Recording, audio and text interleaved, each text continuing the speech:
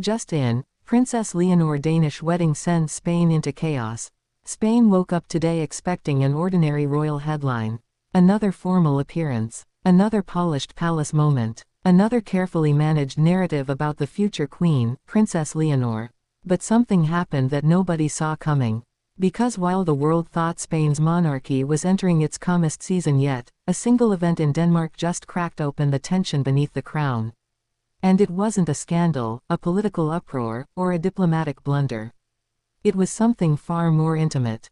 Something deeply human. Something powerful enough to send Spain into emotional chaos: Princess Leonor's sudden, breathtaking Danish wedding. But here's the twist most people still don't understand.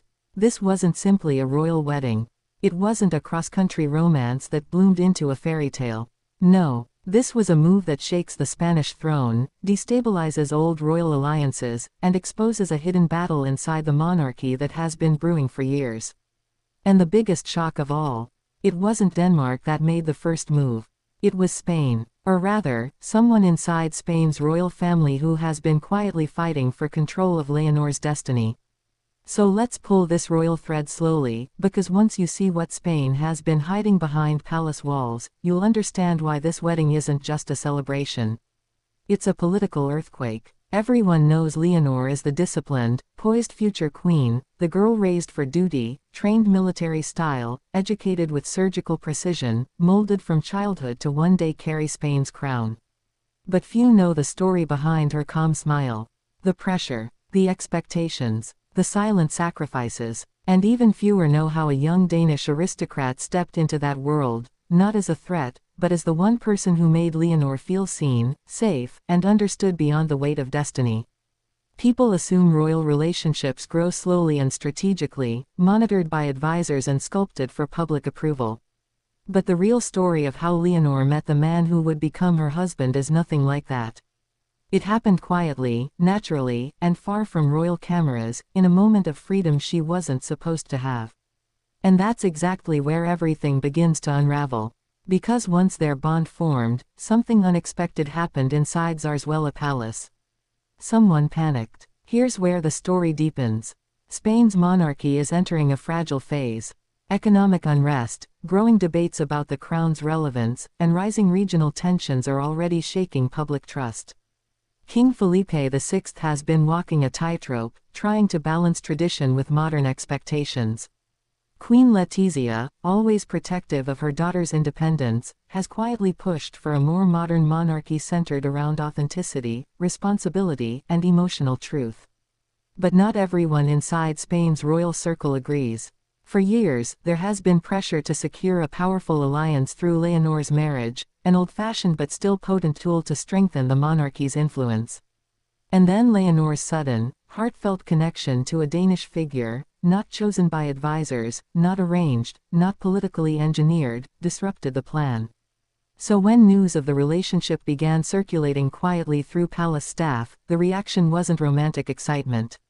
It was fear, because a cross-national royal union carries consequences. It challenges centuries of expectations. It shifts power. And above all, it raises one dangerous question: if Leonor marries outside Spain's traditional royal sphere, how will it affect her rule? These questions grew louder, not weaker. And the louder they grew, the more Leonor felt the pressure closing in. But instead of bending, she did something unprecedented for a future queen raised in such strict protocol. She chose love. Fully, fearlessly. And she didn't wait years. She moved now. She moved decisively. And Denmark opened its doors. The moment the announcement dropped, Spain split into two emotional camps. Millions flooded social media in joy, celebrating Leonor's courage, her humanity, her ability to follow her heart. But another part of the country erupted in confusion, anger, even betrayal. Because to them, the future queen belongs to Spain, her heart, her alliances, her life, and marrying abroad feels like abandoning a sacred national expectation. And then, the deeper questions rolled in. If the wedding happens in Denmark, what does that mean for Spain's royal traditions? Will Leonor's future children be raised with dual cultural identities? Will Denmark suddenly gain indirect influence over Spain's monarchy? Will Leonor still feel as connected to the Spanish public as before? Or will this divide grow wider? With every answer came more questions. And with every question came more tension.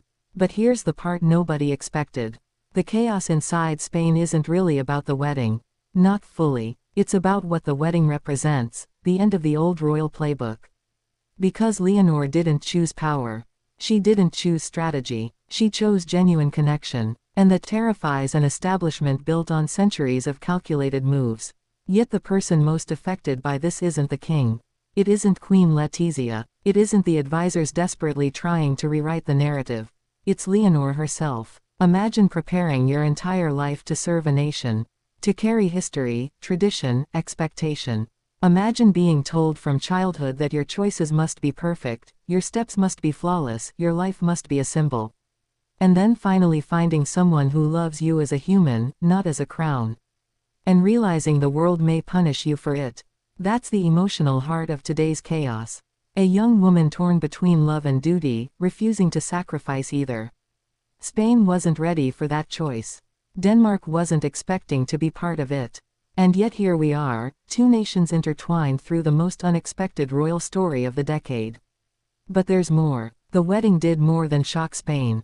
It triggered conversations across Europe's royal families, especially those who expected Leonor to follow a more traditional path. As whispers began circulating through diplomatic circles, some nations quietly expressed support, seeing this as a new era of modern monarchy.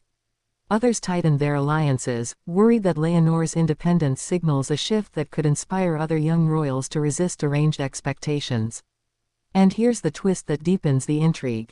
Behind the scenes, there's growing evidence that someone inside Spain's royal structure tried to delay the announcement, even discourage it entirely.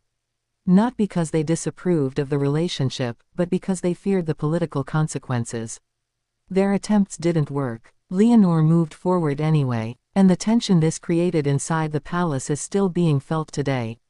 Now the wedding has happened, and Spain is left trying to make sense of it all. Supporters say Leonor has become a symbol of modern strength, someone brave enough to humanize the monarchy at a time when people crave authenticity. Critics say her decision disrupts stability during a delicate national moment. But one thing is undeniable. This wedding has transformed Leonor from a future queen into a global figure of emotional courage.